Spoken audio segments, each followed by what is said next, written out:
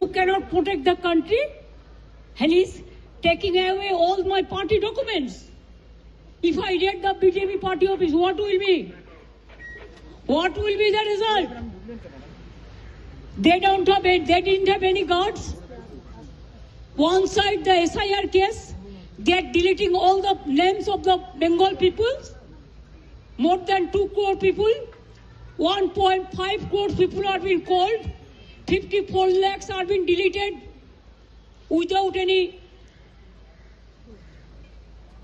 asking their details. They are using WhatsApp only. And because of election, they are collecting all my information of my party. देखो मैंने सब लेके आया. Because I rang up Pratik, because he is the in charge of my party.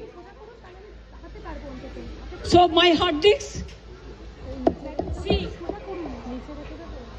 phone, hard disk, all they are collecting, and they have already attacked my IT office also. In fact, Sector 5, I am going there also.